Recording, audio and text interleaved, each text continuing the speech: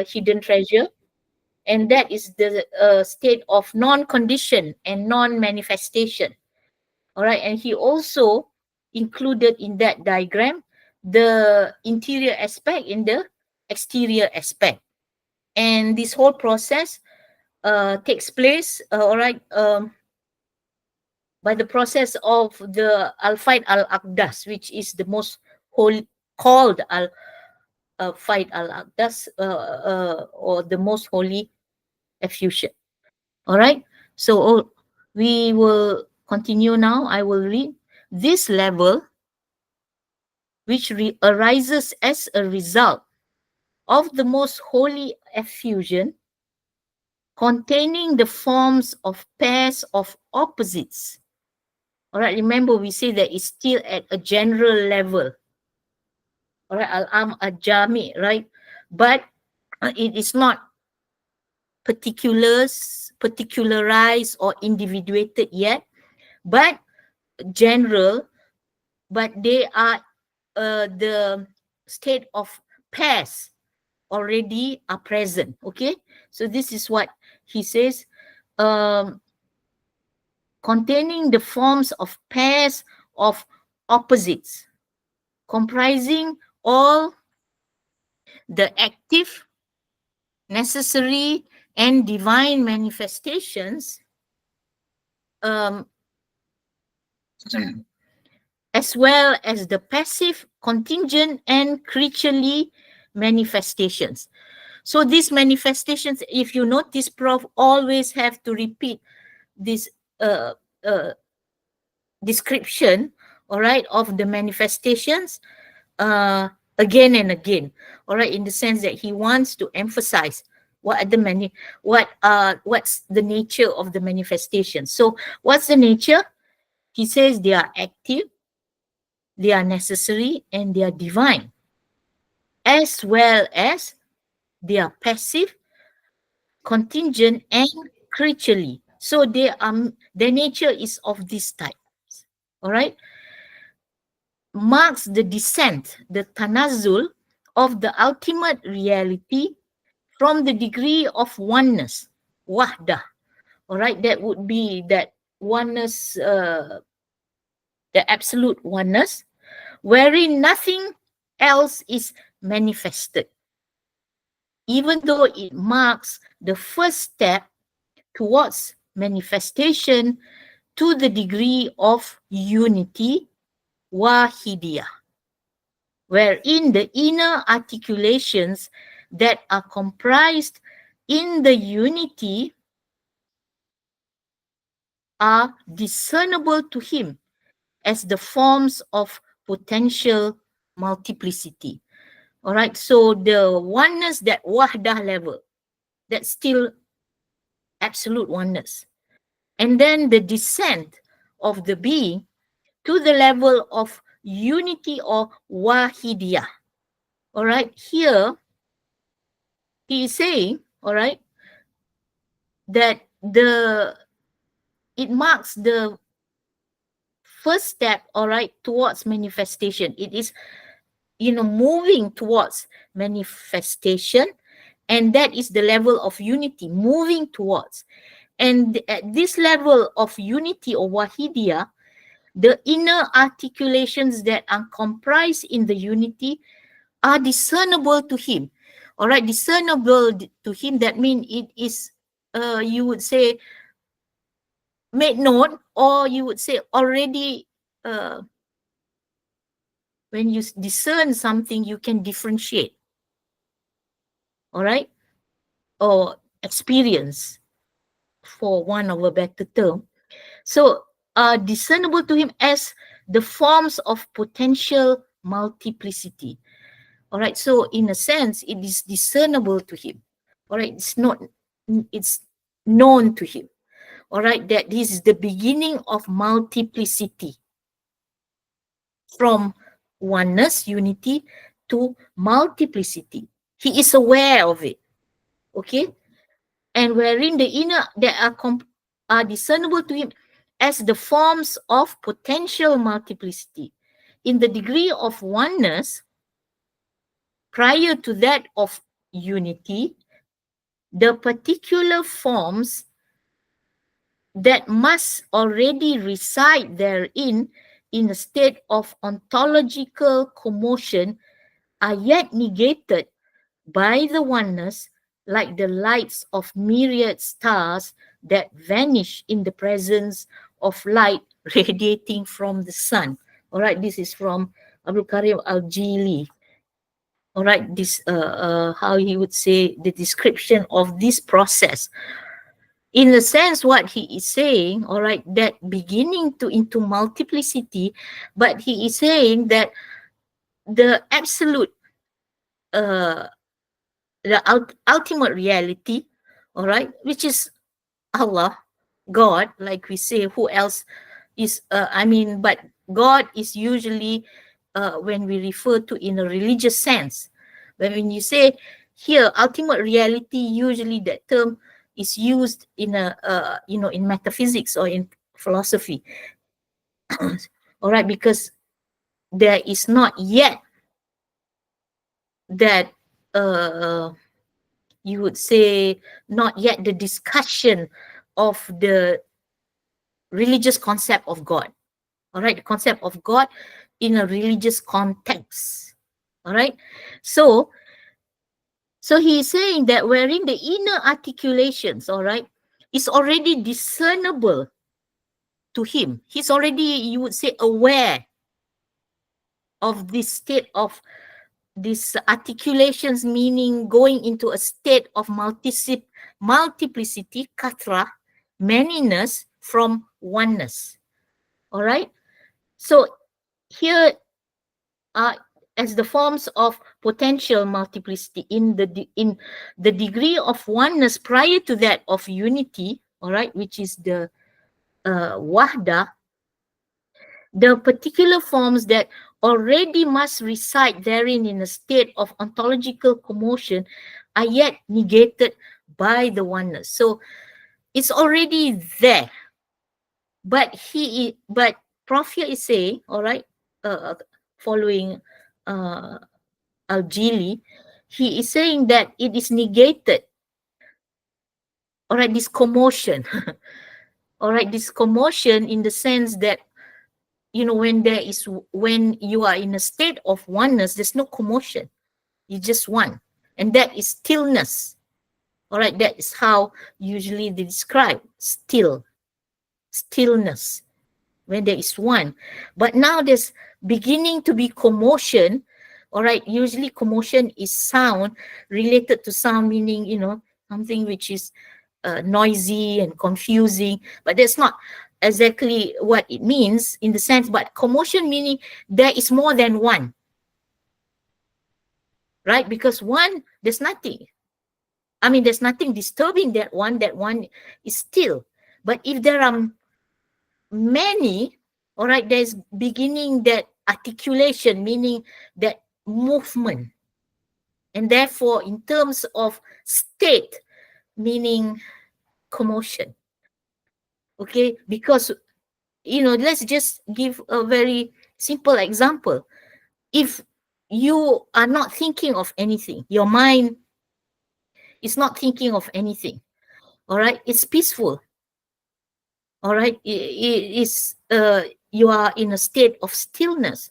But if your mind, all right, this is just an analogy, all right, I'm not for you to understand what it means when the word commotion, articulation is being is used. All right, so I'm just giving you this analogy so that you may understand why the word commotion or why the word articulation. All right, so then if you start thinking of many thoughts, isn't there like your mind is already moving from this thought to that thought to that thought to that thought, all right? And there's commotion in your mind. Why? Because there's noise, all right? Not noise is in the beat of the drums or any kind of sound, but the state of movement already from one thought to another thought to another thought. There's no more stillness. So here, That is the description, all right, that is being used. But he says that at that state of wahdah, oneness, all right, this state of ontological commotion are yet negated by the oneness. It was still negated. All right, remember, it's still at this oneness stage, which is one, only absolute oneness, not yet the beginning, not yet the beginning or the descent of multiplicity. Okay, so but he says that it is negates, which negates all manifestations. All right, where is it? Negated by the oneness, like the lights of myriad stars that vanish in the presence of light radiating from the sun. All right, so here, this must be Al-Jilis, all right, because he put that in quotation marks. All right, so in that sense, okay, in that sense, it's still negated, all right, because in a sense, oneness still prevail. All right, oneness still prevail. And here, so he is saying that in the sense that which negates how he would, this state, all right, the state of being is described is that like the lights of myriad stars, meaning myriad is like many stars, the many different and various types of stars that vanish in the presence of light radiating from the sun. All right, that is that stage, in the sense that they all disappear, all right, or you would say are not apparent, all right, because they are being, you would say the word swallowed, all right, or being overshadowed, all right, by the light of the radiating sun. So what we witness is still only the sun, the light of the sun. Here, perhaps you will ask, so are you saying, you see, this is quite tricky. I was thinking about it also, in the sense that this is what the philosophers mention, all right, when they talk about eternity. But then when I read further, Prof. Al-Attas categorically stated it is not eternal. Eternal meaning, but he didn't mention pre-eternal or post-eternal, all right, abadi or azali, but you know. So anyway, are we saying the stars already exist, but they are negated, all right, or overshadowed by the light of the sun? So what I was thinking is that, remember a few pages ago that we have read, what is the nature of being? All right, the nature of being is existence. Its essence is existence, which is to exist. And in a sense, from this metaphysical point of view, all right, there's no non-existence. Non-existence is just a negation of existence or absence of existence. All right, so in its essential state, all right, there's only existence because it is being, absolute, infinite in nature. All right, so but here, this is the how we can understand. All right, remember, you know, this is still conceptual understanding. This, you know, experience is another level. All right, but when you experience being, you can, at the highest level is only one. But here, is, like I said, conceptual understanding of being and its states, or its levels and its degrees. So this is the best possible description of how to explain, in the sense that first absolute oneness, but then beginning the descent comes, or the determinations come. All right, in the sense that there's already the inner articulations. There's already that at the next level, the commotion. Okay, and then we will see at the lowest level where is creation of this physical material world. All right, so you have, in a sense, you have to be imaginative a bit. If you are very literal, if you are very wanting to be too, all right, you know, being very fastidious, all right, in terms of the details. So just tell me, is it yes or no? Does it exist or not? Well, perhaps it will be difficult for you to deal with it. All right, you know, a lot of legalistic people are like that. That's why they divide actions into the 5 categories, right? I'm not saying they are wrong, but that's their discipline. And why they are in that discipline? Because that is their nature. They want precision. All right, not to say that Islamic metaphysics is not precise. As you see, all right, it's very trying to be precise and having all the different terms, all right?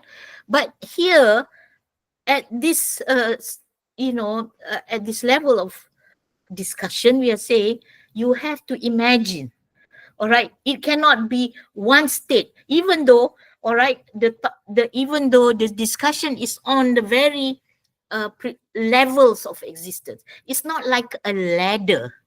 Okay, this is one rung, this is another rung, a higher rung, this is the highest rung, or then you go to a lower rung, all right, RUNG, rung of the ladder. All right, it's not like that. You forget, between that each rung of ladder, all right, yes, need 3-dimensional thinking. Yes, that's true. Well, everything is 3-dimensional. So anyway, between each rung, all right, there is a gap. But that gap is important in terms of the structure of the ladder. You do not totally ignore that space between the first rung and the second rung, right, of the ladder.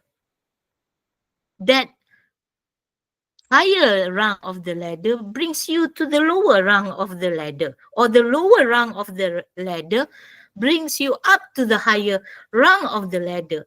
But it is not just, in a sense, space.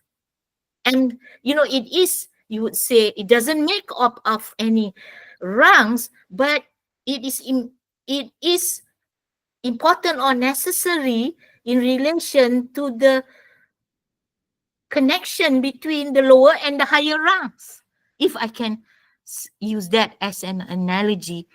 So here, the same. If that level of absolute oneness, the wahdah, all right, to go to the level of unity, wahidiyah. All right. So from the oneness, already there's commotion. Just like I said, your mind is one, but the possibility of you thinking many mental thoughts are there. And before, all right, if you are just in state of meditation, usually, all right, that is the goal of meditating, for you to still your mind, all right, so that you can focus on just one. All right, from the Islamic perspective, what are you focusing on? Allah. All right, and that's why they have the dhikrullah. All right, they say the isim mufrad, that's Allah. All right, that's the practice of the Sufis. So here the doctrine. So here is the doctrine. Okay, so in relation to your mind, you, before you begin to think, there's already that movement, that articulation of the thought within your mind.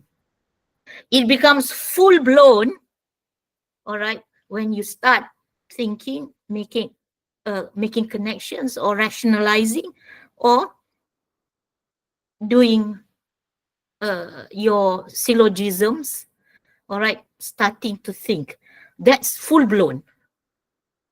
Before that, already you're just your mind, all right, already there's that going into the thought. All right, so that's the best analogy, all right, that I can think of in terms of trying to explain this. And here, what Prof is saying, all right, at the level of that absolute is negated. It's negated totally. It's not negate. It's negated, or any kind of multiplicity. But then, all right, so here we will see only when the oneness, all right, the oneness is still here, turn towards its interior aspect. So the oneness is still in the interior, turn towards its interior aspect. That's why there's always two aspects, interior, exterior. All right, zahir huwa al-zahir wal batin, or huwa al-batin wal zahir. All right, so which negates all manifestation and remains always in the absolute oneness of the essence. Only when the oneness turns towards its exterior aspect does it resolve itself into pairs. All right, still yet, not yet particulars, but pairs, opposed to each other, opposites. All right, we studied this also in Greek philosophy when we first talked about the first Greek philosophers. All right, like Thales, Pythagoras, Heraclitus, Parmenides, how they were trying to reconcile this idea of unity and multiplicity. And, you know, they started already saying there are opposites. All right, there are opposites. Everything in this world, all right, is saying exists as opposites. All right, so here, does it resolve itself into pairs opposed to each other? Opposed to each other. Opposite are opposed to each other. Long, short, tall, long, short, tall, short, black, white, you know,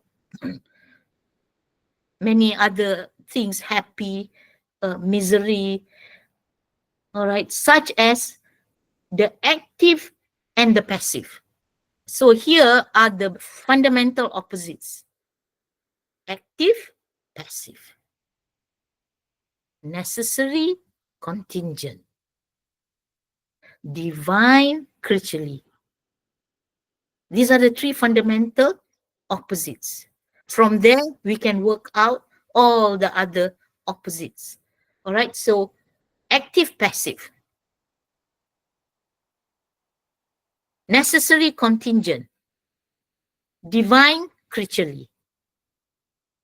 In order to become reunited in a determination that carries particularization a stage further. All right, so this is the beginning of particularization. Before this particularization, there must be these categories of opposites: divine, creaturely, necessary, contingent, active, passive. Okay, So oneness, absolute oneness, turn towards the interior aspect, beginning of multiplicity, all right, is at here the level of unity, okay, or wahidiyah. So this further stage is that of unity wahidiyah, and it corresponds to the mode of existence as conditioned by being indeterminate. All right. So you see, so it's gradual. Like I said, it's between each rung of ladder. All right, there is that space.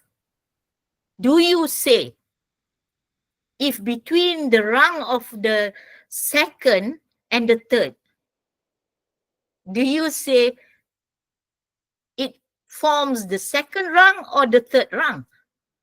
The space in between the second and third rung of ladder.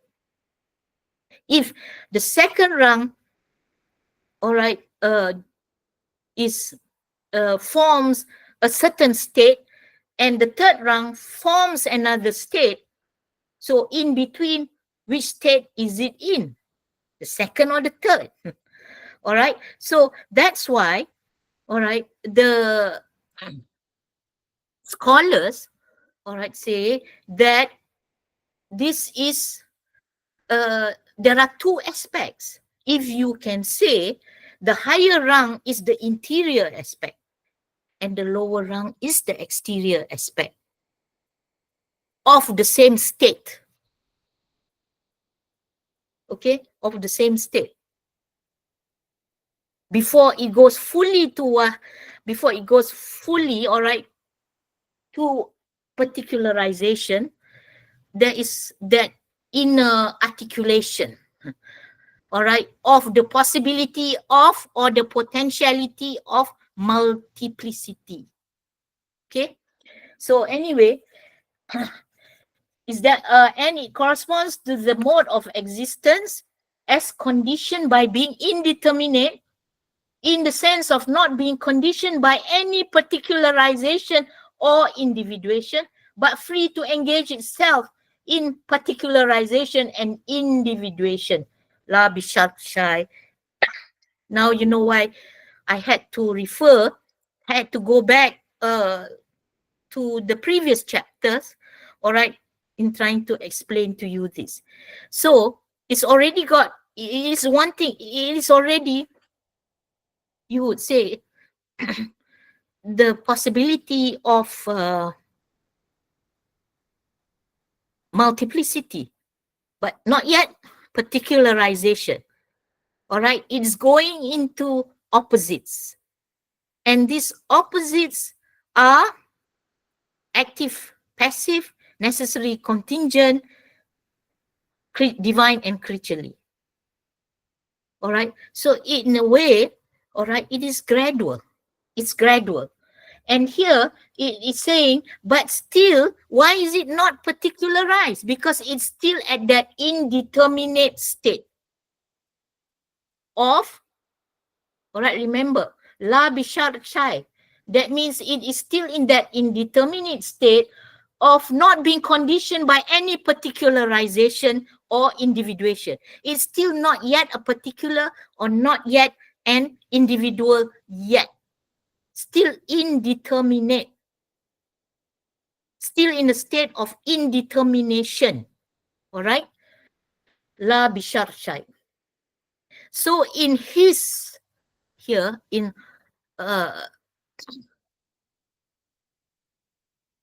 ultimate reality, or you would say being's evolvement to the levels of the second and third determinations, the ultimate reality in his aspect as the absolute existence causes to arise within his consciousness the active, efficient, and divine manifestations corresponding to the degree of unity ilahiyah, then level of ilahiyah, unity.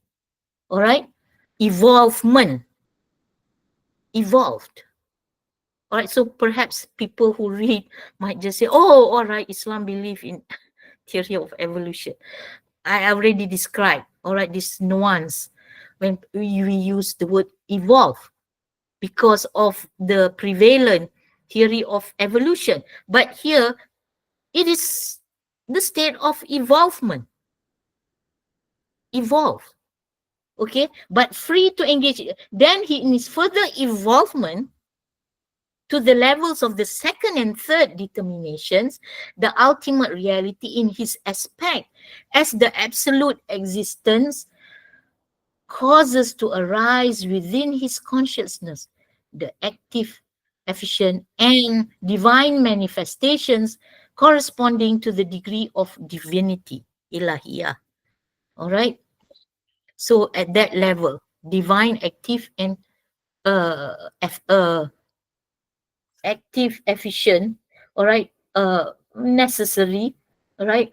Only at this stage is the absolute existence accessible to human cognition as God, Ilah. Before that, why is that?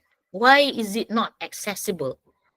All right, because it was still in a state of oneness, even though within itself, in the interior aspect, all right, there's already that potentiality of multiplicity. Of course, it's still in the state of potentiality, right? If not, from actual to potentiality. So it's still, but at that level, only God is conscious of himself. We are not privy to that consciousness. But at this level, we are. That's why we use the religious term God, Allah. That's why religious people do not talk beyond the religious concept of God because they don't want to go. They say, I don't know. And everything is mere speculation, they say. You can start talking about all this, they say. Well, I've come across very extreme people. They say this is all shirk, all right, or what what do you call sandaka and uh, heresy, kufur. Because at that level, we are not privy. They will only start talking about God, ilahiyah. That's for them. Yeah, you can talk about that. And then I'm not going to talk about the state of I understand, I know that Allah is one. He is absolute oneness. His existence is absolute. They will say, I know. But I'm not going to go into discursively into it, they will say. All right, as what we are doing in this text. All right. So so he is saying that only at this stage the absolute existence accessible to human cognition as God. So when the people say God, they are referring to this level only. They may know that there's a higher level, but they say that why talk about it when we have no access or what do you call privy to it, because only at that level God is conscious of himself in himself. All right, so the descent and here and is described in the manner he has revealed himself by his names and attributes of divinity. All right, you can say the sifat, the al-asma al-husna, the sifat al-ilahiyah, where we study, where when we were as children, we memorize, all right, the beautiful names representing his sifat. Al-Rahman, Al-Rahim, Al-Wadud, Al-Majid, right, As-Salam. So we know Allah in relation to the attributes, which he reveals to us. And So that is how we know his nature. Okay. So here, so those are the attributes of divinity. All right. The descent of the absolute existence to the second and third determinations, which correspond to the third and fourth degrees of existence, represent the outward aspect of the ultimate reality, which is also called that of the necessary existence, al-wajib al-wujud, because necessity is the invariable condition. All right, remember he mentioned at that level, all right, what is manifested is the active, efficient, and divine, or active, necessary. Efficient here as relating to, I think, efficient cause. All right, but anyway, so he is saying, so at this level, this is the al-wajibul wujud. Let's see, there is a footnote here. Represent the outward aspect of the ultimate reality. All right, this is the outward aspect, which was also called that of the necessary existence, because necessity is the invariable condition. So let's look. Footnote 304. Okay. By the term necessity, wujud, we refer to one of the three categories of existence. All right. The other two being impossibility, imtina, and possibility, imkan. All right. This is famous. This famous category. This category is made famous or well known by Ibn Sina. So this, and which makes up his philosophy or his metaphysics. These categories may be understood in the logical as well as ontological senses. Here we do not only mean necessity in the logical sense, that is wujub, istihala, jawaz, all right, in the logical sense, but also in the ontological sense, in terms of existence, as if the object to which it refers is merely an intellectual judgment, which may have no corresponding reality in existence outside the mind. Right? That's logical sense. Ontological means it must exist outside, in the fil khariji, outside of the mind or in the outside world. All right. We mean by it also the ontological sense, and necessity in that sense pertains to two kinds of reality, the one dependent upon the other for its existence.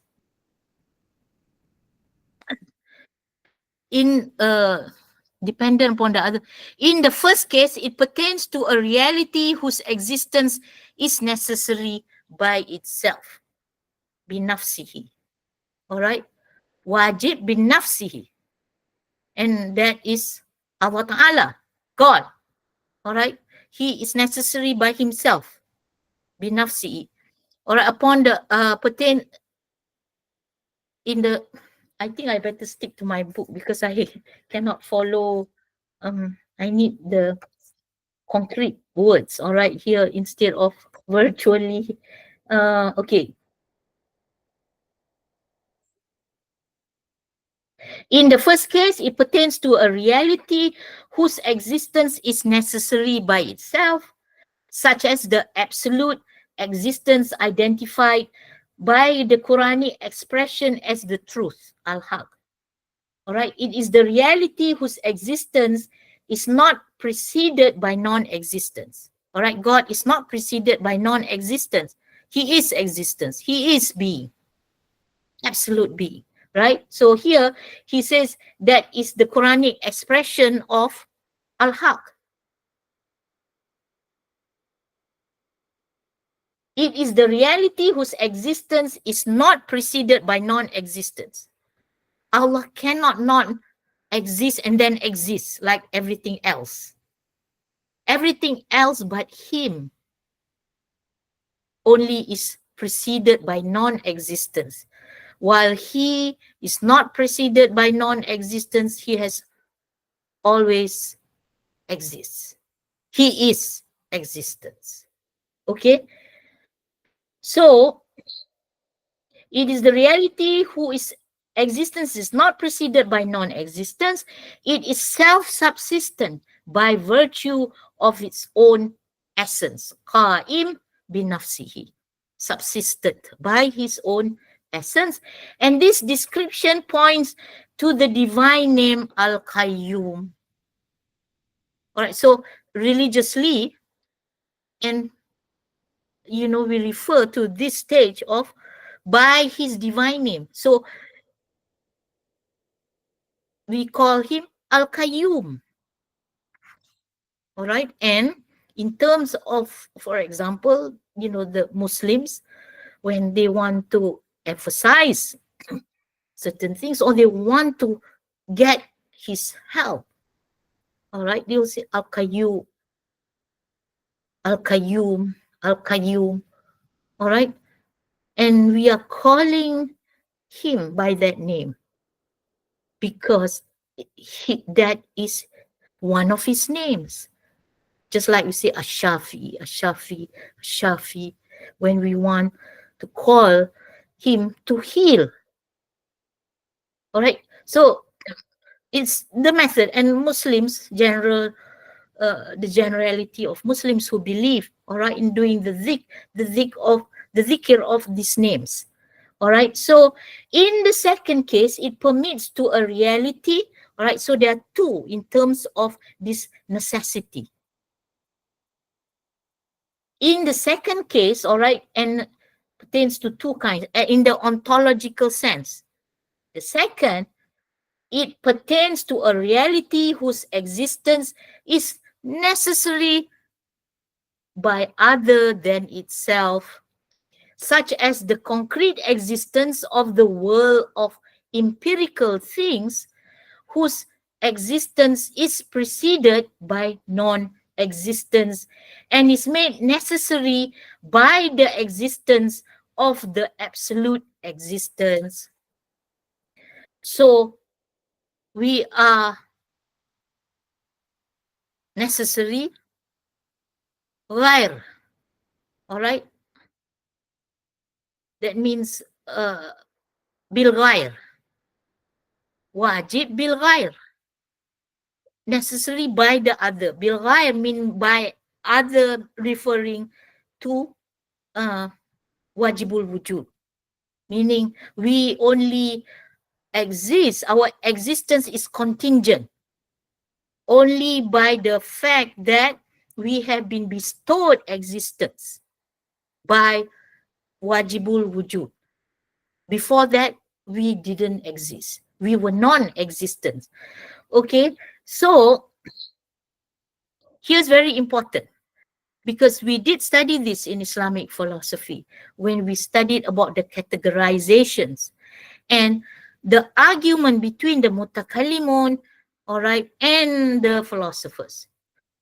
And especially in relation to that level, all right, or that that level of existence which is beyond the physical world. You would say the angelic world, all right, but the philosophers say that's the level of the intellects because they equated the intellects, the 10 intellects, al-akal al-awal, athani, and the third level, until the 10 levels, all right, they equated it with angels, all right, different angels. So that was the problem because they said that they are eternal. When you say eternal, that means they are necessary, right? They are necessary in the sense that they have always existed. They are qaim. They are qadim, meaning all, already existed as opposed to hadith, new as in this world. So in relation to this world is quite very obvious, all right, because we are saying that, you can't say that if this bottle exists, it exists. So its existence is necessary, right? But before this bottle was produced or given existence, it didn't exist. Just like human beings, before we were given birth, we were given birth to, we didn't exist. All right? We were given existence. So here, this is quite clear for us, but the argument, all right, in relation to between the philosophers, and which Al-Ghazali, all right, wrote in his Tahafut al-Falasifa, he was also referring the problematic domain was that the level of the 10 intellects, the level above the moon. All right, they used Aristotle category. What do you call the istilah? All right, the terminology of above the moon and beyond the moon, sublunar world. We are at the sublunar world. All right, the 10 intellects above the moon, and so they were saying that this were eternal, but they forget the philosophers already put a condition. They say bil ghair. All right, they say that it is eternal for as long as God makes them eternal. Once he withdraws the eternity, then they're no longer eternal. They perish. All right, so that was the argument in relation to that. All right, so what about the intellects or the angels, or, of course, the argument, they've always been around. And the argument that when you say that, if Allah is necessary, wujud, all right, and here, basically, you can refer to this, all right, to this degrees of existence to understand that philosophical controversy and argument. That in the sense that, can you, or I've always maintained this, but sometimes people want black and white answers. So do you agree or not? And in fact, the whole discourse or arguments always, the universe is eternal, the universe is not eternal. Perhaps, it's the discussion, the more recent discussions compared to the original discussions. Or perhaps, like, they say that Al-Ghazali has all the reasons why he wants to bring this up, because as he mentioned in his Al-Munkit min ad-Dalal, why? He says the philosophers were already gaining so much influence. People were looking up to them because of their other achievements in the sciences of astronomy, in mathematics, in natural sciences. So people were looking up to them and say everything they do or everything they say, is, you would say, the truth. Or now they say gospel truth, the truth. No errors. So, but he has a role to play. He was Al-Ghazali. And therefore, this is one of the reasons, all right, if you read about, literature on why did this take place, this controversy which cause perhaps the decline of philosophy, which actually didn't decline. But all these very common and very generalized statements.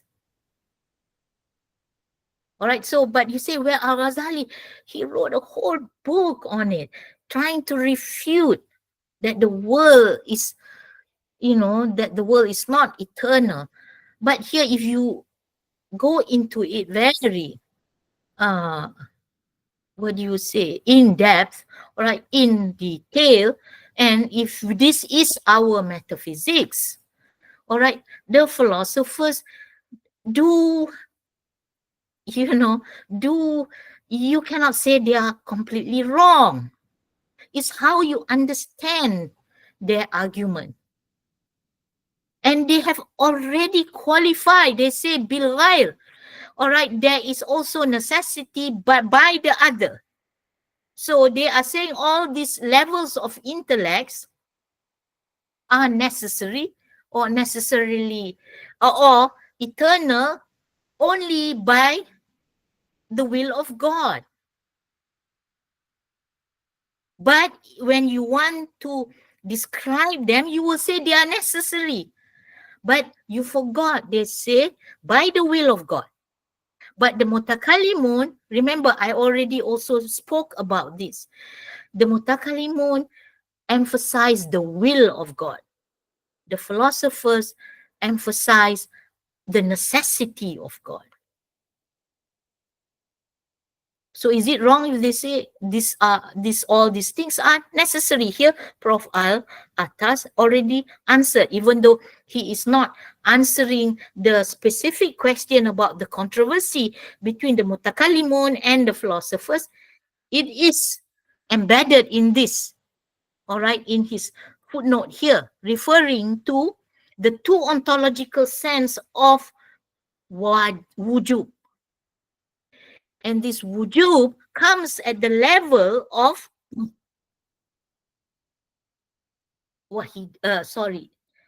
ilahiyah, right? Coming from wahidiyah, and then here ilahiyah in the sense that we know him as God.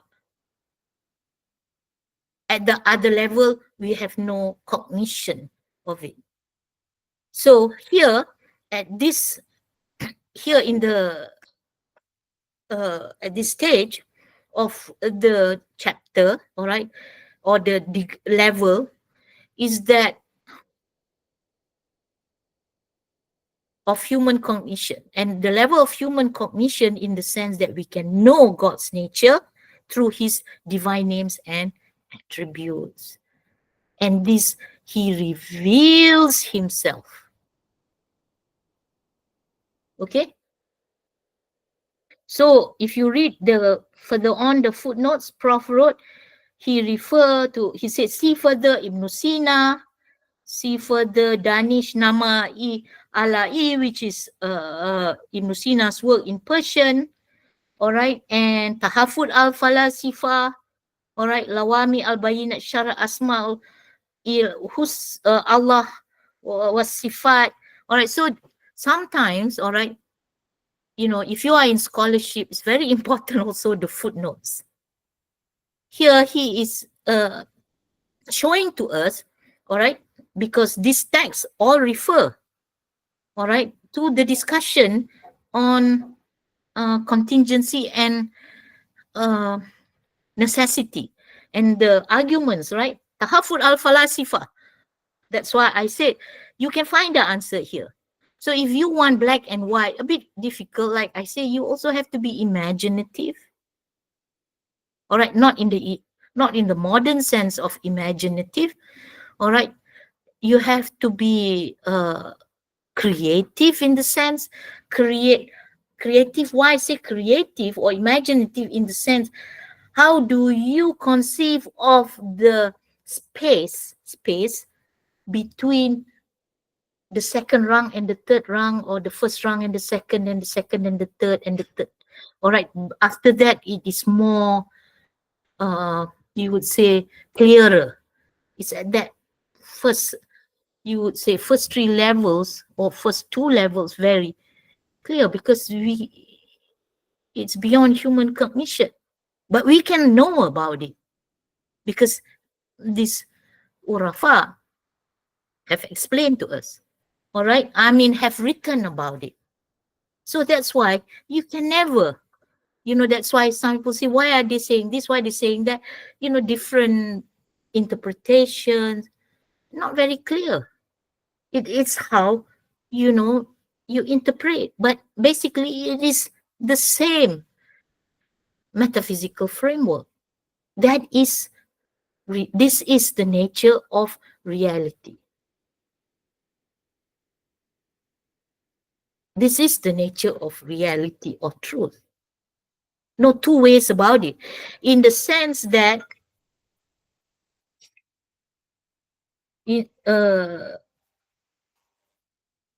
all right, in the sense that,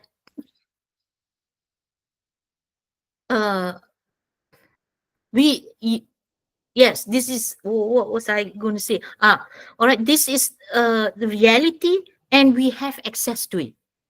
Look, if you are studying, then you have access to it. It is not to know that it is unknowable is knowledge in itself, right? To know at that level is beyond our human cognition. That is knowledge itself, which the West have mistaken in a sense. All right, because they say, well, so therefore they say there's no truth, and all this postmodernist stuff. All right, because they say what, it's subjective only. No, in Islam, all right, it is objective. It is objective reality. God is objective reality. We have explained that concept last week. All right, in the sense that objective meaning he is God.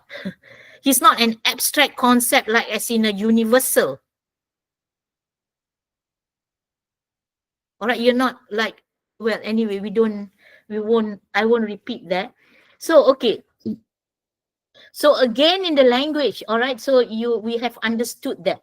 Necessary, that's why, the scholars have said, well, that's at the level of al-wajibul wujud, Allah Ta'ala, all right, and made very popular by Ibn Sina, all right. He refers to God as wajibul wujud, all right, at that level.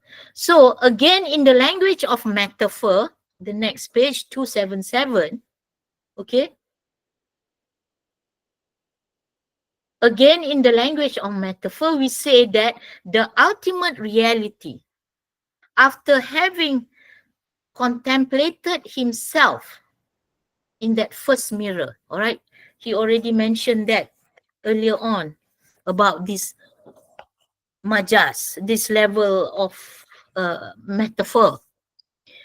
We say that the ultimate reality, after having contemplated himself in that first mirror, wherein are reflected his essential perfections, in desiring to see the essences, al-a'yan, of his infinite names and attributes, revealed himself to himself yet again.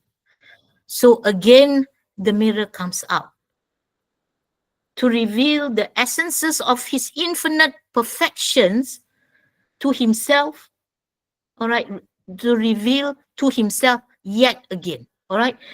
Here, the Sufis, all right, always use the metaphor of mirror. And if you go, all right, and including the Shi'is, if you go to Iran, for example, what masjid is that? I can't remember. It's all mirrors, full of mirrors. All right, because of this metaphor of mirrors.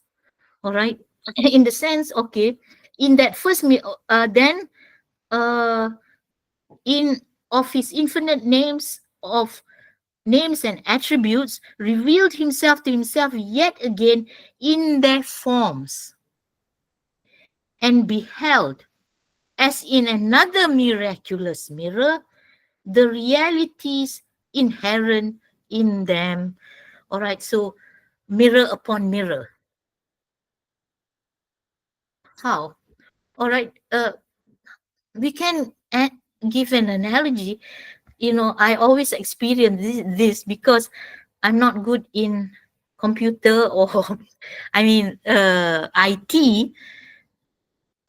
If you experience where you have tried, you use this Google, these virtual platforms like Zoom, but I have experience in Google Meet, where you wanted to present, share, and then I don't know what I did. I clicked, and there is an infinite, right? Hubaib, all right, because he has his camera on, and Salim, the rest all have their cameras off. All right, so I feel I have to address to somebody who is present. Okay, you will see all the the presentation slides, right? Have you experienced it, Hubai? Yeah, Even the yeah, camera reflect each other.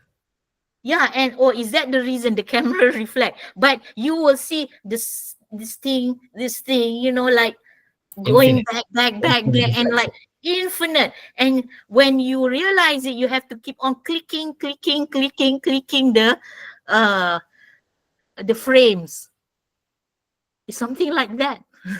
I mean, it's not perhaps you may not agree, but at least you can understand. All right. For me, Allah Ta'ala always give us examples, correspondences. All right. There are correspondences of a lower realm to a higher realm.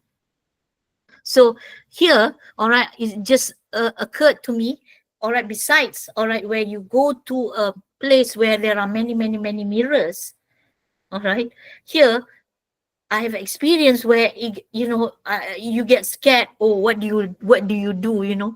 I remember during the pandemic when the presentation slides or the camera goes infinitely back. So I would say you can use that analogy in the sense that, all right, he's contemplating himself again in the first mirror and in a second mirror. All right, the forms of the names and attributes. Why? Because of infinite.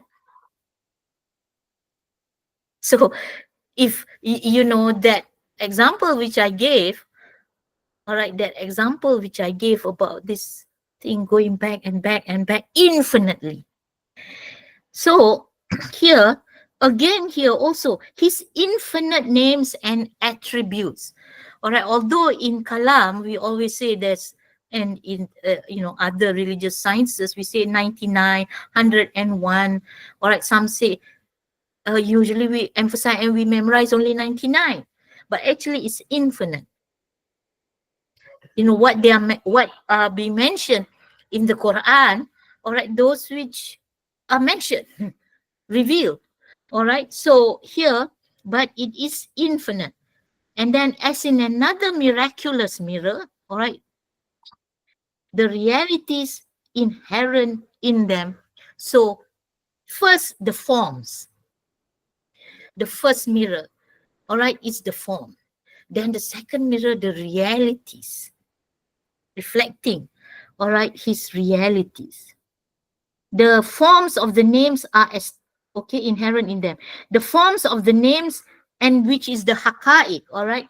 The forms of the names and attributes are the established essences or the permanent archetypes. Al-A'yan, Al-Thabita. All right, we have come across this term very often in philosophy and usually in Sufism, even, when we study at a very introductory level, all right, which was made famous. I say made famous, perhaps there were scholars before Ibn Arabi but I'm not sure. Usually we, we connect uh, al-a'yan as-sabita, or the permanent archetypes, or sometimes they translate as fixed entities. All right, because sabit is fixed, right? Permanent. When something is fixed, is permanent. All right, but they say sabit, sabita, a'yan, archetypes, but some say fixed or entities, they say. But here, all right, the usual translation is permanent archetypes. All right, here meaning that's the archetype. All right, which is in Allah Ta'ala.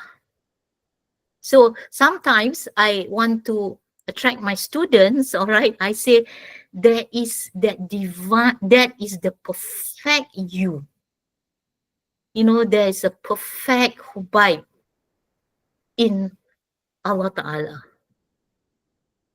And that's why, all right, and basically that's our fitrah.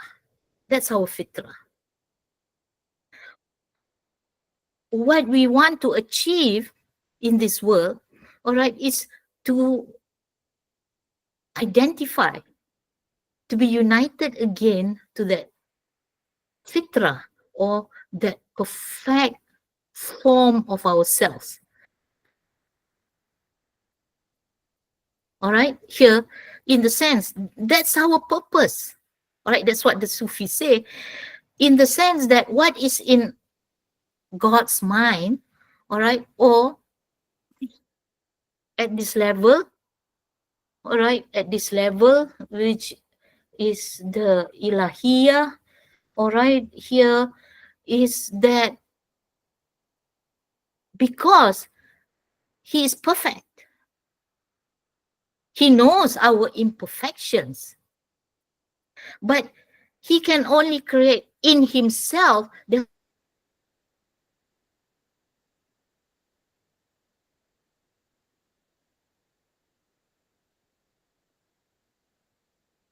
Doctor? yes, Hubai? Yeah, you're lagging a bit just now. Oh, yeah, I think it's the connection. So in Allah Ta'ala, or you say in the divine, there's no imperfection. It's only perfection. But we look at ourselves, we are so imperfect. All right, especially in relation to our essence, which is the soul. So where does this imperfection come from? All right, it is the descent, the tanazzul. All right, and the particularization, or the individuation. So what we want to return to, remember, all right, in Islamic metaphysics, all right, or in relation to all this, you would say the sciences, all right, the intellectual, or you would say the esoteric, or the batin, emphasizing the batin as opposed to just the physical or the legal, or you would say the spiritual, yes, make it more general, the ruhaniyah, all right. We just don't learn about doctrines, or you would say theories, all right. There's always method, practice. That's why theoria, praxis. There's method. So what does all this mean? All right, you must find out the method. All right, so the method here, in the general sense, is that we have a permanent archetype. It's just not here in this world. That's it. We die and that's it, the physical form. But of course, from the Islamic perspective, we believe in the judgment, Yaumul Qiyamah. We believe in Al-Akhirah. We believe in paradise and, Jannah. And, hell, Jahannam. We believe in the concept of Baka, Billah. All right. So, but we never look at it from the metaphysical. We always say, oh, That is the root of everything. We know the religious terminologies, we understand, all right, the Quranic concepts and all that. But here, all right, so that is the method. In the sense, we want to go back to our permanent archetype. And that permanent archetype is in the divine. We cannot find it anywhere else. All right, but that's why, yes, you know, we come from him and we return to him. What does that mean? Are we going to be God? No. And that's another mistake. A lot of people misunderstand. The Rab remains Rab, the Ab remains Ab, even though there are the doctrines of Ittihad, you know, unification, or they will use all sorts, many different words, unity or experience. What does that mean? You are going back to the divine realm, but that you have an archetype. You have an archetype. There is a perfect you. All right, and that is our quest. That is our journey. All right, so the Sufism will say Tazkiyatun Nafs, all right, Tahdhibul Akhlaq, you know, and many other things. But in the metaphysical sense, all right, is to return. That ontologically also. We can't say, so anyway, so this is what I want to emphasize here, doctrine and method. We learn about this, there is a method. Then you say, what's this whole purpose? To get closer to God, to get closer to Allah Ta'ala. Then you will, well, many people say, this is not necessary, this path is not necessary for me to know all this. Yes, it's not.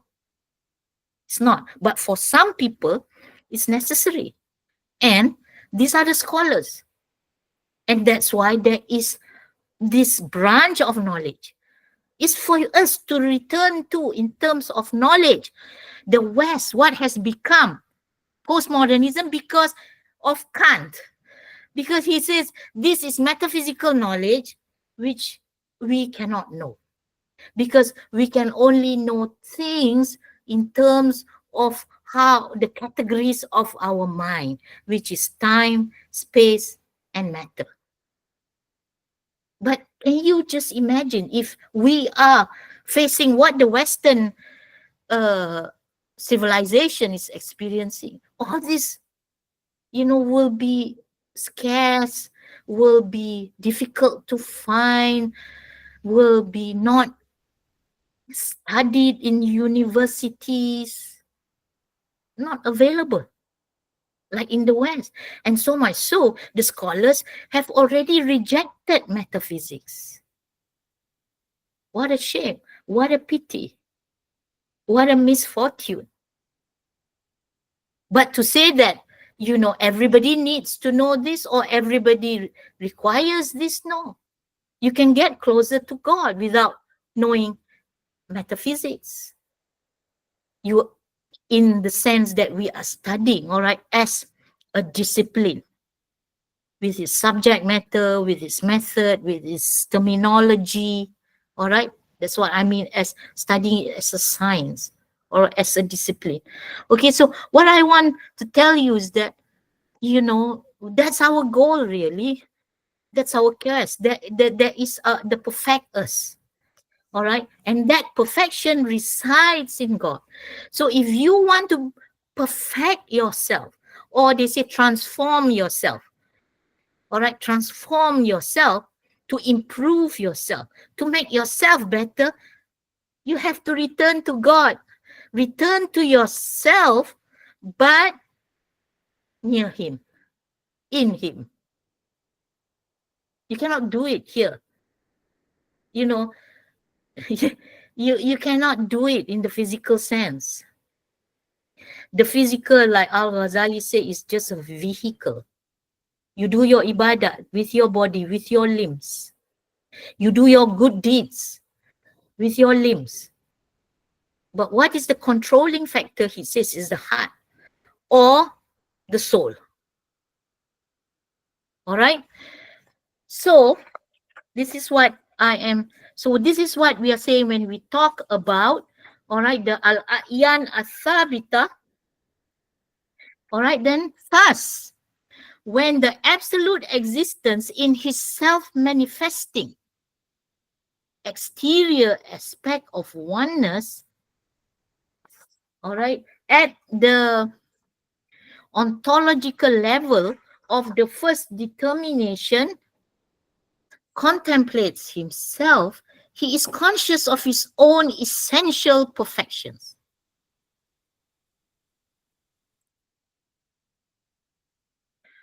All right, he is conscious of his own essential perfections, which are the essential forms of the divine names discernible in the divine consciousness. All right, when you talk about being, you must always, it goes together with consciousness.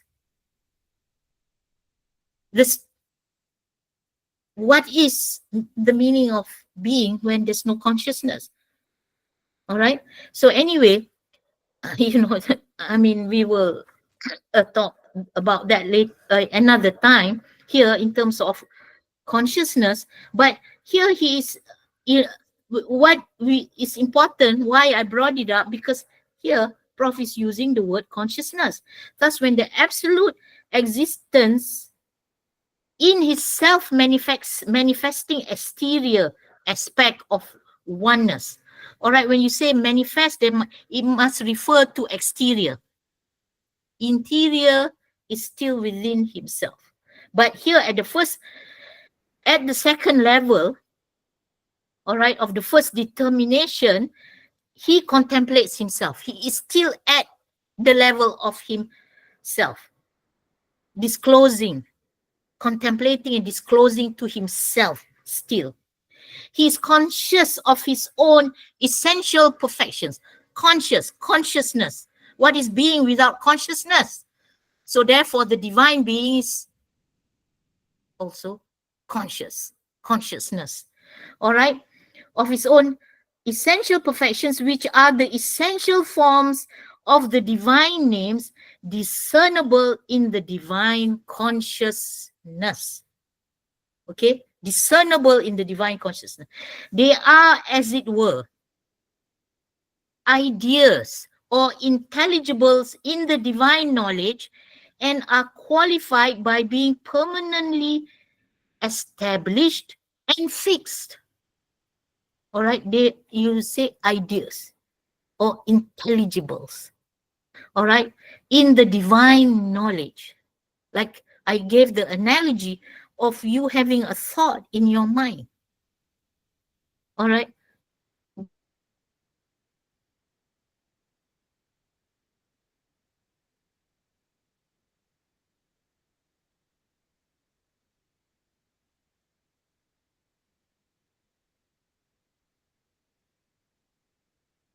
That's it?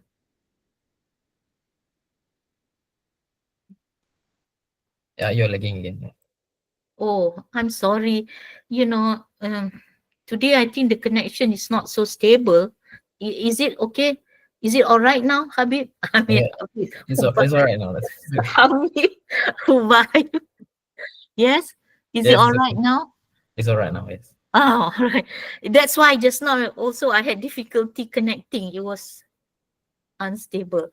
So anyway, so if you look at eternity from that aspect, at the divine level, it's eternal, right? Because that's why it's called permanent archetypes. But yet you must always be cognizant of the separation. How do you would say, you can say, well, isn't your mind your ideas? No, yes and no. Your ideas are your ideas. Your mind is your mind. All right. So in a sense here, the al-a'yan al-thabita. Why is it called that by the scholars? all right, is because it is fixed, permanently established and fixed in the divine knowledge. That is this because they subsist permanently, baqa, in the divine consciousness and knowledge. All right. That's why there's that level of necessity, active necessity or efficient and divine.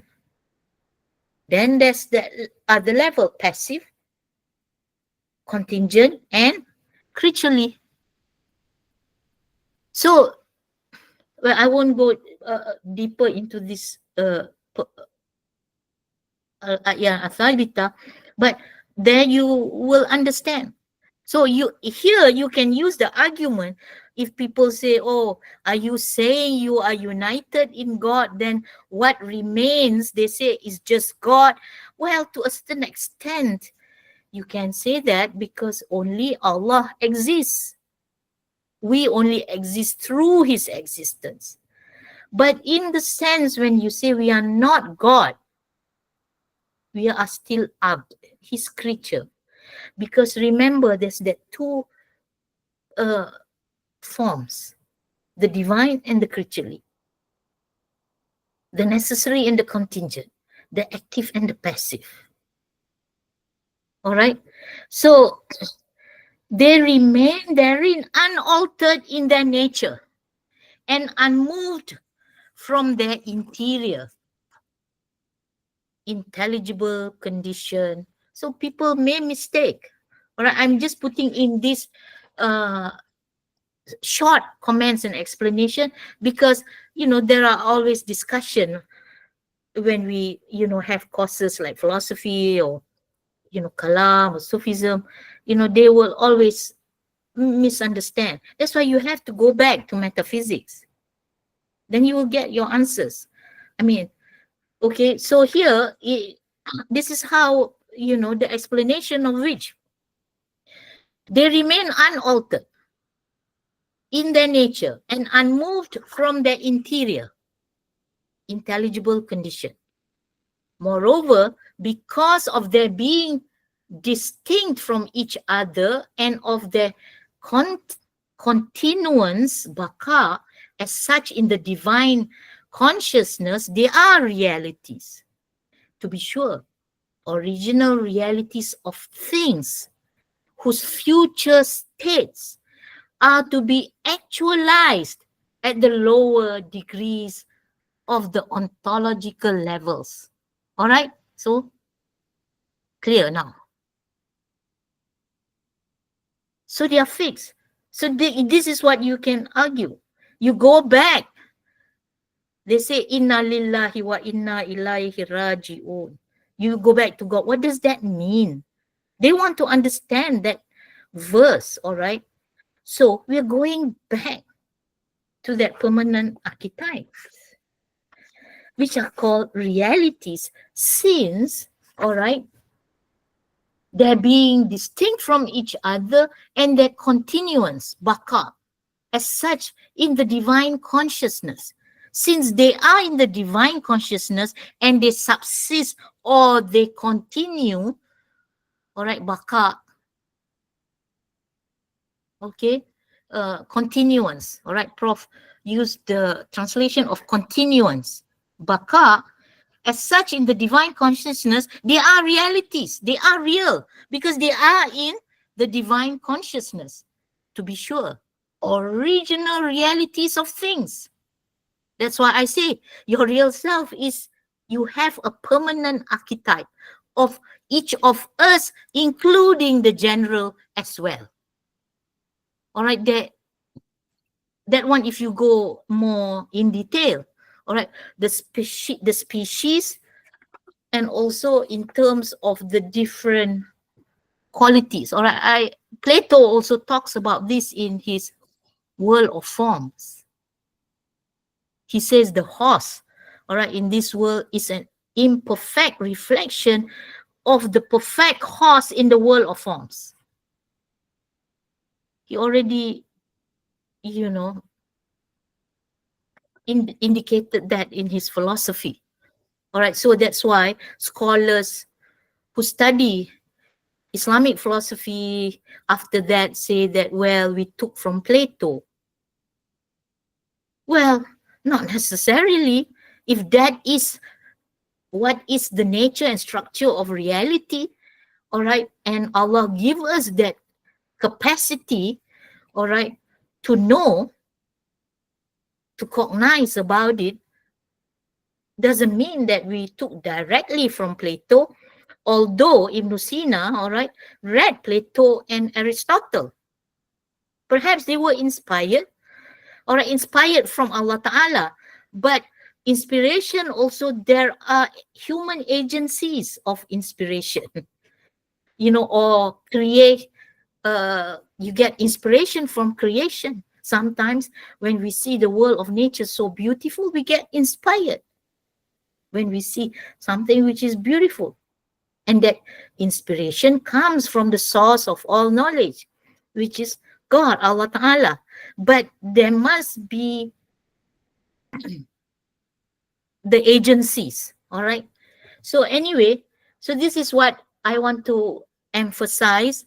Okay, here, original realities of things. That's why we have the original reality of ourselves, whose future states are to be actualized. So future states. So who by at that level of the permanent archetype, and who by now in this world, in this dunya. Okay, to be actualized at the lower degrees of the ontological levels. Lower degrees. We haven't come to that, but of course, the final level usually, all right, is this level of the world, the physical material world. Of course, above that, the spiritual world, or the intelligible world.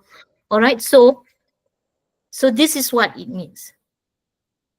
When the Sufis say tazkiyatun nafs, or perfection of the soul, this is what they are referring to. How can I perfect myself at this level of imperfection? It's not possible. It's not possible. I mean, sorry. What I meant was, I have to be careful, all right? In the sense that it's not possible, in the sense that at this level of, or at this degree of existence. But there is a possibility, okay, in the sense that you will say, but the process is at this level. We haven't reached there yet.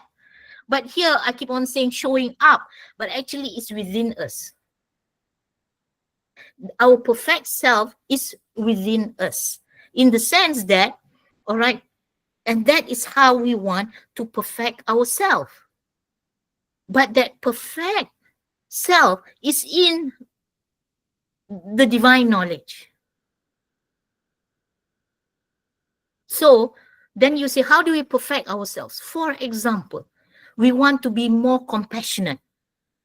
So we know, but God revealed his names and attributes, and we know what are the beautiful names and attributes.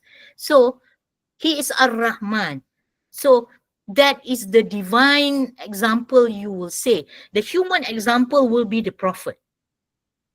So what we want, I want to be more compassionate. If before I'm less compassionate or less merciful. So Allah reveals. So the nearer exemplification would be a human exemplification, which is the Qudwa Hasana, which is the Prophet. So we read his stories, we know the Hadith, the Sirah. What is it to be compassionate? What do you mean by being compassionate? But those names and attributes are in the divine origin. They are placed in, they are firmly established in the divine origin. So the definition of compassion is there, is divine. It never change. Like in the West, for example, now, in terms of ethics, change, right? Values change. You know, there's so many ethics now, preferential ethics, utilitarian ethics, uh, what have you? I can't remember offhand, but there are scientific virtues or something like that. All right, so this is the connection. So why do you say people who want to purify themselves, who want to improve themselves, who, in a sense, when you talk about the virtues, they are in the heart, but they have to be manifested in the actions? Why do you say such people are close to God? Because there's a connection. They are wanting to connect with those permanent archetypes. Every time. Why is it a divine way? Right? This perfection, this, why? And human has a need for it because we are forever connected to the source of all being and consciousness and goodness. I think it's very difficult, all right, to be Netanyahu.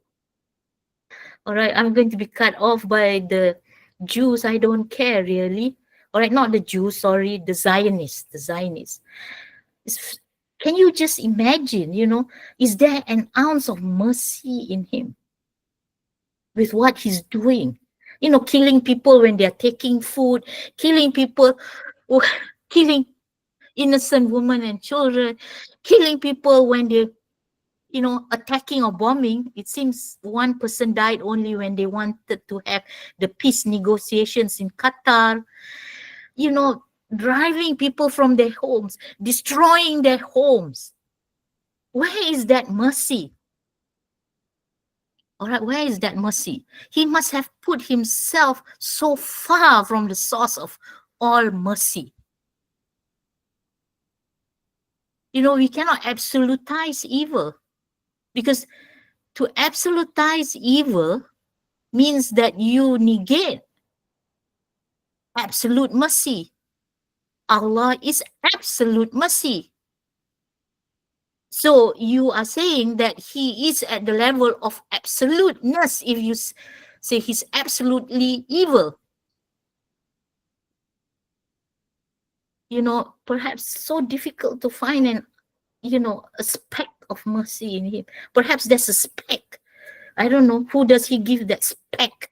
That mercy, his wife, his children? I don't know. But definitely not to humanity. All right, wallahu alam. This is something we don't know. We can't know, right?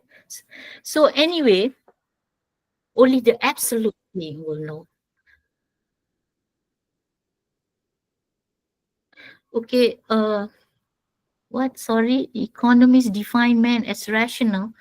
Okay, sorry, I'll take this, somebody mentioned about economics, perhaps wants to understand this in relation to economics.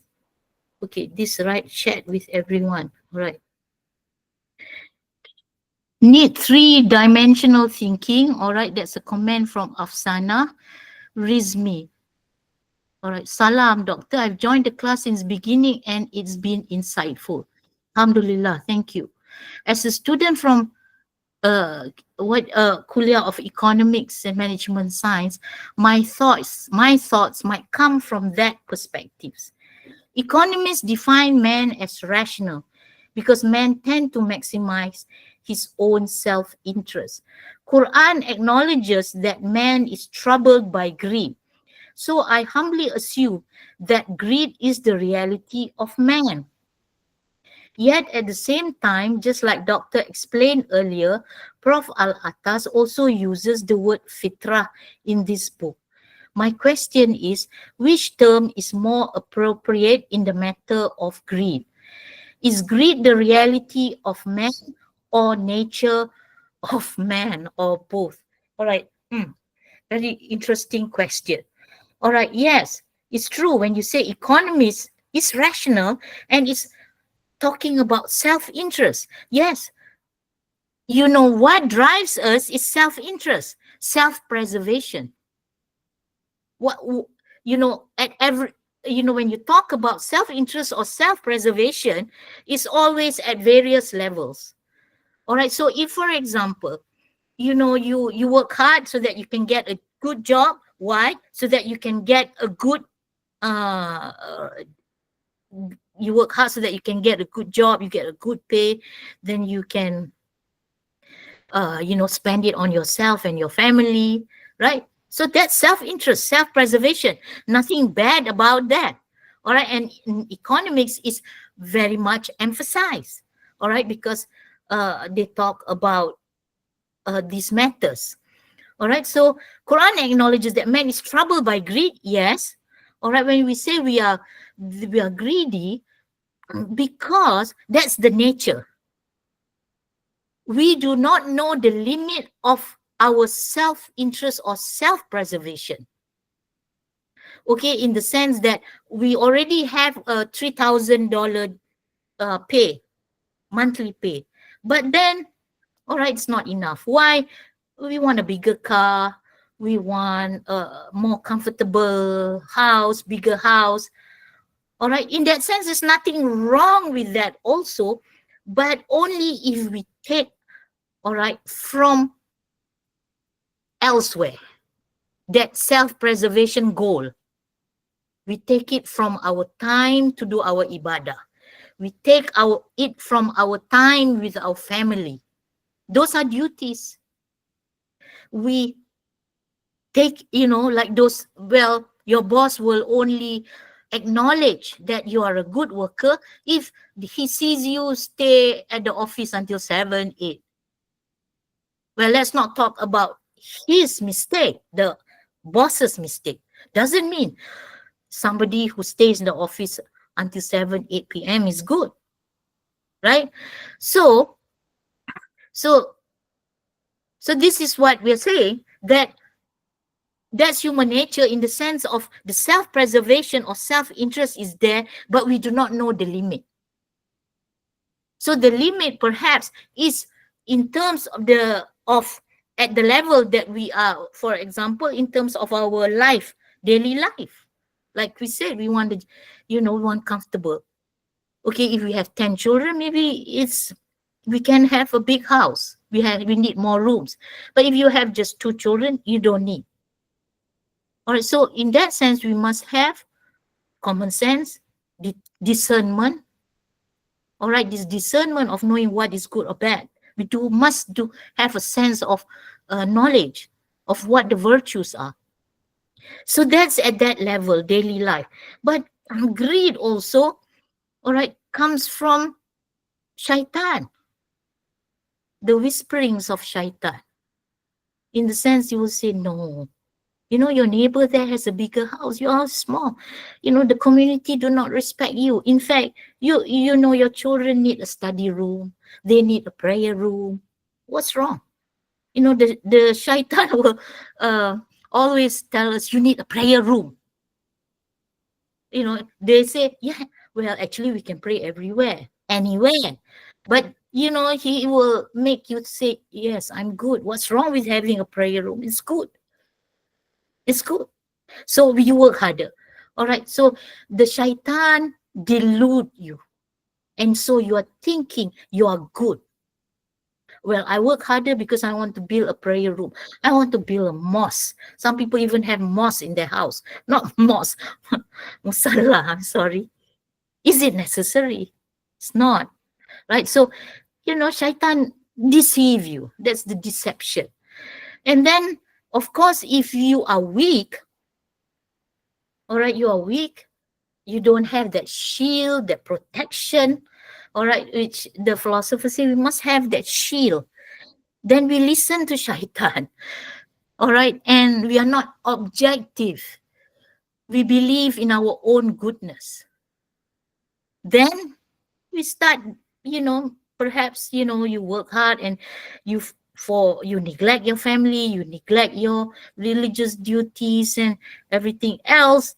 All right. And okay, I have okay, so anyway, thought I switch off the words there.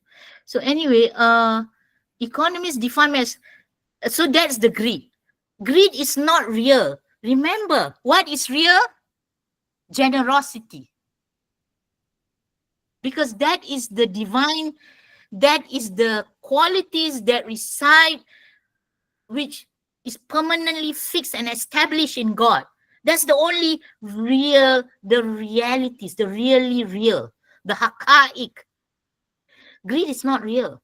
Like I said, you can get shaitan, you can get your nafs. If your nafs is weak, all right, and cannot fend off shaitan's whispering, and you yourself, all right, wanting the desire to be recognized, to be acknowledged, to be loved, all right, so then you carry on with your greedy ways.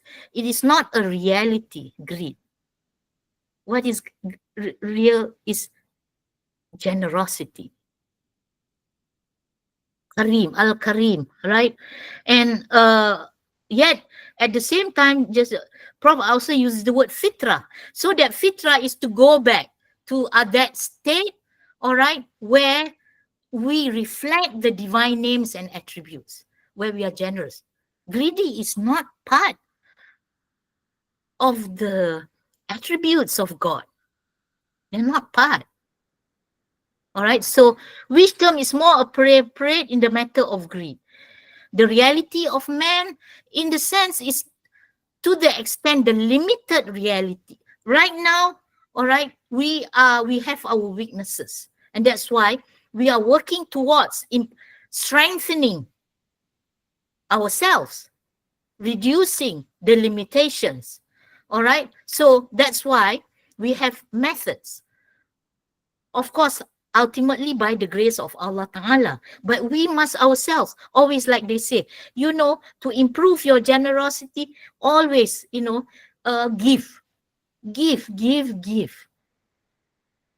Whatever little that you have, give. That is, habitual.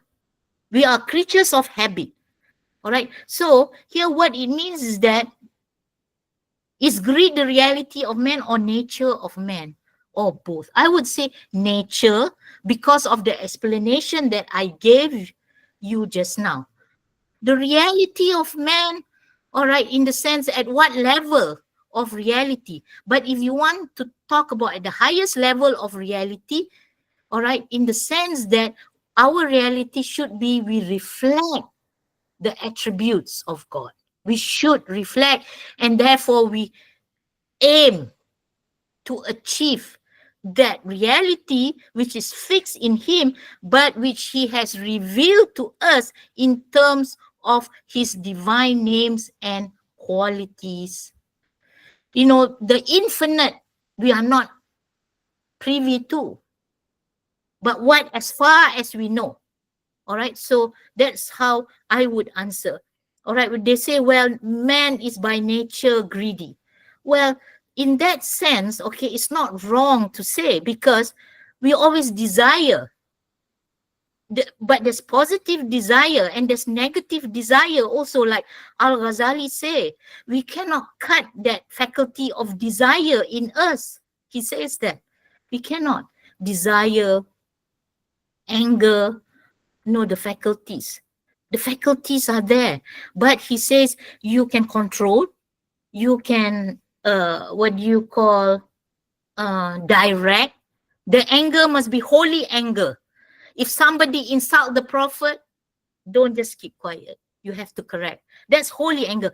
But anger in the sense you are very angry with your lecturer for giving lots of homework and then you bang the table. That's a different, that's not, well, that is foolhardiness.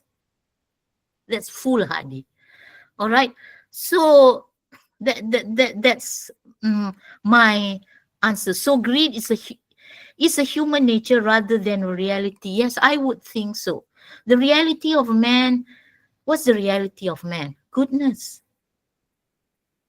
We are shadowed by goodness. We forget goodness. We neglect goodness. But our reality is goodness. I would say that. I would agree with you.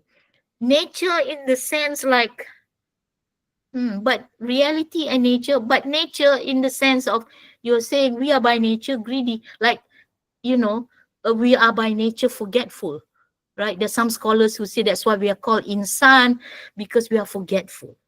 Nasiya. So therefore nisyan, therefore insan. That's our nature.